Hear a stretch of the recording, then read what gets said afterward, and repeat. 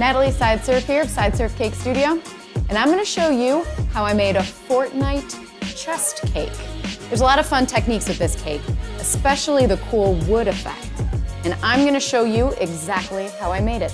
So let's get started.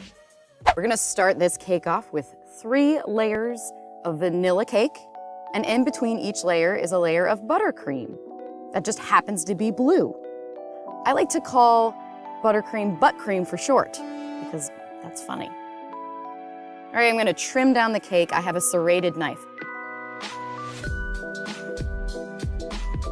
So you can see I kind of have the chest tapering at the bottom. It's a little wider on the top.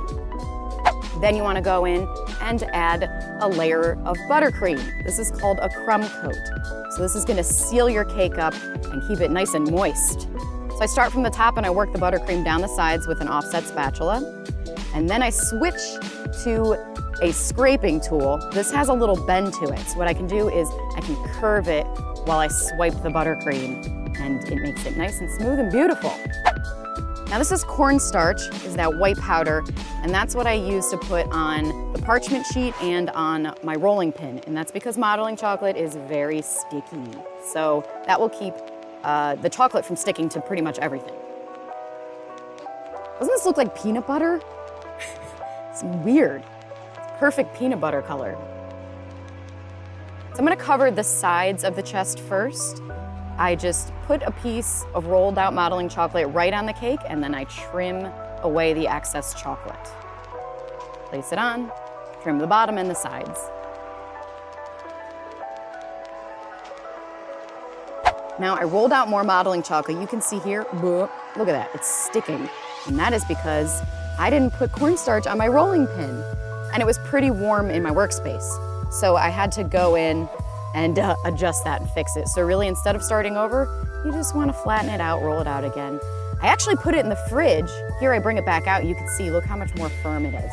It only takes like a minute and your chocolate's gonna harden up in the fridge.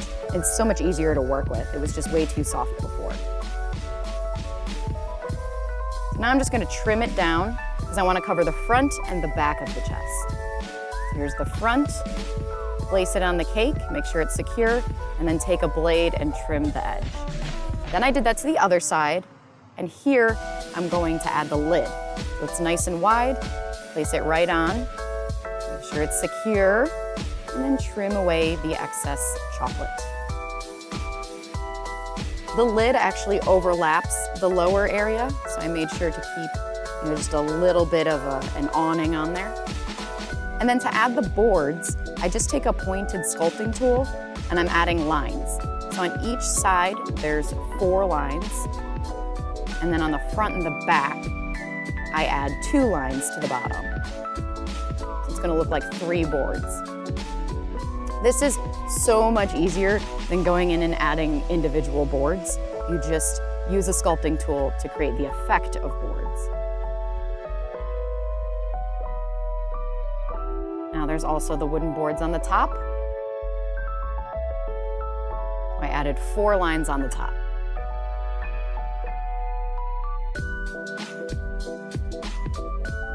Now with the pointed tool, it's kind of like a wedge tool. I went in and I created the wooden texture. So you want to push in harder sometimes and then nice and light feathered lines.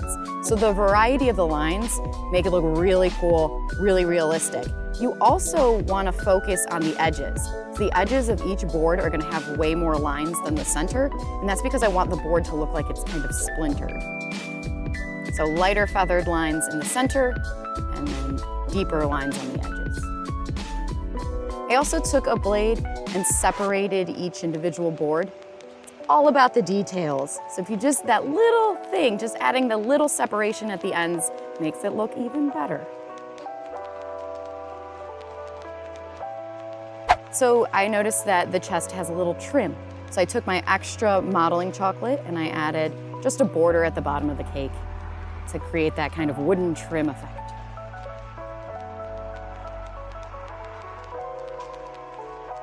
Now I have rolled out gray modeling chocolate, and I'm gonna use this for the metal strips that go back. So I cut out 2 strips, place it on, And they should stick. So modeling chocolate typically sticks to itself. If the cake is a little too cold, you might have some issues, in which case you can just add a little bit of water and the chocolate will stick to itself. I'm adding little lines to separate the lid from the base. And then with a round piping tip, you can create the metal screws. Whoops, lost it there. That never happened. Close it back on. So you take that round piping tip, you create these screws, and you use different sized round piping tips. What's great is there's so many different sizes of piping tips, and this is such an easy way to create a screw effect, as opposed to like cutting out individual circles. Then I went in and added a few little imperfections, and finally the line through each screw. This cake actually took me about an hour. Not to bake, but complete start to finish as far as stacking the cake and then finishing painting. It's about an hour. I know you guys ask me that all the time, so I figured I'd let you know.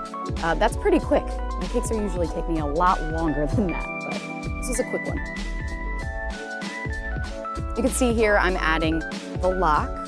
So to create the keyhole, I just take a sculpting tool and I press in and I just sculpt in that lock. Now there's a lot of metal details on the sides as well. So I just had an image of the chest on my computer and I'm just copying where I see the metal on the sides. It's a lot of what we already did, metal strips and then using, a piping tip to create screws. Both sides also have a round handle. I added that as well. And finally, on the back, you want to add the hinges. You just roll up some modeling chocolate, place it right on. And finally, time to paint. One of my favorite parts. The first thing that I do when I paint is I want to make sure that I'm getting black food color deep into all those little cracks. So when you watch me do this, it looks very messy, and it is. It's not very pretty yet. But really all I'm doing is making sure I get that black food color in the cracks. I took all that time to sculpt those marks, so I really want them to pop, and the black food color is gonna help. Now white food color only, I go in and I just graze over the top of the metal. And that means that the white is going to pick up the raised areas while keeping all those creases nice and dark. It's super easy. It's such an easy way to paint. You can see that just by going in with the white, the black that's already on there mixes in. So you're creating another shade of gray. So we've got a bunch of different shades of gray going on. And there's actually, if you look at the chest, there's rust. So I took a little bit of brown and red and I added a few little rust marks. It's kind of nice, a little pop of red color. Finally, I added a few white highlights. I wanted to emphasize those screws, so I added white paint to those. And it makes them kind of, well, pop. So now it's time to add a nice translucent layer of brown on the wood. So I just take some alcohol mixed with gel food color, and it's nice and, I say watered down, but it's alcoholed down, and I paint it all over the entire thing. So it has to be a very strong, clear alcohol. The reason that we're using that is because it evaporates very quickly and it allows me to paint on the cake. If you just use water, your food color is gonna bead up. That's why we use alcohol all the time. What's nice is you can't taste it at all because it evaporates really, really quickly. I'm talking some strong, strong alcohol. Or even you could use like an extract. So if you had a lemon extract or a clear extract. Then I go in with white and I paint in some highlights. You don't want to overdo it, but go ahead and add a few white highlights. And I went in with dark brown and I outlined the metal areas. I wanted them to pop just a little more. I outlined it and then blended all that in. Now the final thing I want to do is add a little yellow to this because this chest is actually very gold. So I went in with a nice layer of yellow. It's nice and translucent, and I really think it made it look much, much better. And there you have it, a Fortnite chest cake.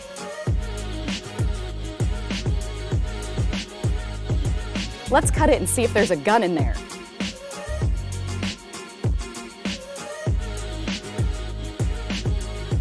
Ah, no gun, just cake.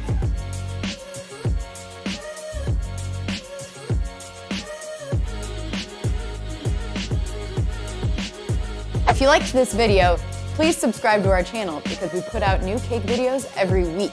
We also have Patreon with some pretty fun perks. So go check it out at patreon.com/sidesurfcakes.